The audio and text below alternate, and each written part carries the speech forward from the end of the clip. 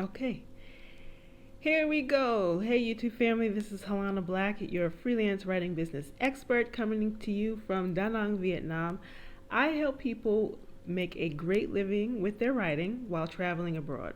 And so that's what we're talking about today. Um, I got a question from some women who asked me um, if it's possible to become a digital nomad after the age of 40. Now, I'm 43. I actually started my digital nomad life abroad when I was 40 years old, 40, maybe 41. And I started off in Thailand. This was 2 years ago in, 2018? The summer of 2018. I went to Thailand first, and of course, I've gone to other countries since then. So during the last 2 years, I've been living and working from Thailand, um, Laos, Cambodia, Myanmar, and now Vietnam, of course. And I absolutely love it. And, I get a lot of questions from people who are, I guess, what you would call a little bit older, because a lot of what you find on the internet about being a digital nomad or just traveling in general is usually done by people who are younger. And it may seem obvious why.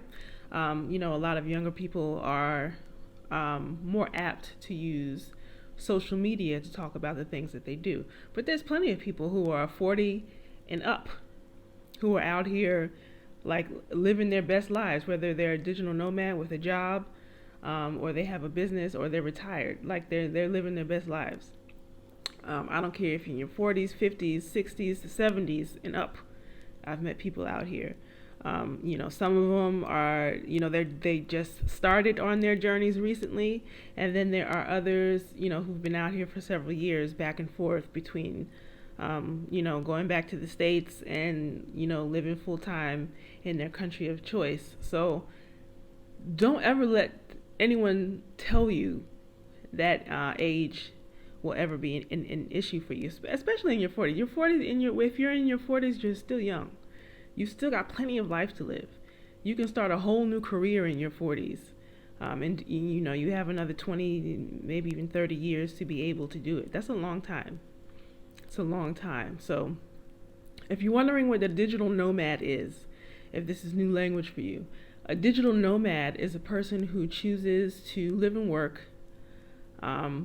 either some sort of a remote job, where you work on the computer, um, or you run your business mostly from a computer, um, and you are allowed to make American money while you travel the world. Now, of course, it's 2020. A lot of people are stuck in one place, so you can't really do a whole lot of traveling. Um, I had plans of traveling around to Malaysia, to Bali, and a few other countries this year. But I had to stay in Vietnam because travel is limited. And you know what? I'm not even really mad about it, because I've gotten a chance to visit some other places directly in the area where I live. Plus, where I live here in Da Nang, it's just so beautiful. It's full of mountains, green mountains, and then there's a river, and then a 10-minute bike ride away from me is a beach. It's got beautiful bridges, great food. I have access to all sorts of healthy food here.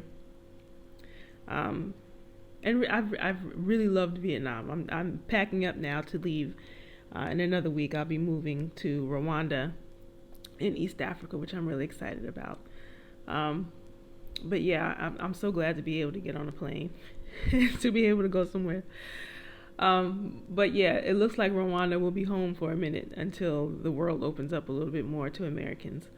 Um, and so I'm excited about that. So yeah, so don't let your age get in the way of you being interested um, in getting up to travel. Learn about other people who are in their 40s and even older, and you got to look for it. They might not be as popular as some of the younger folks who are on IG and YouTube and other spaces. But you can find some folks with cool channels who are doing podcasts. Podcasts tend to be very popular with older people. I'm saying older people, like, like we're tired or something, but podcasts seem to be popular with the older crowd. I guess because it's a medium that doesn't require a lot of it doesn't require a whole lot of hoo-ha.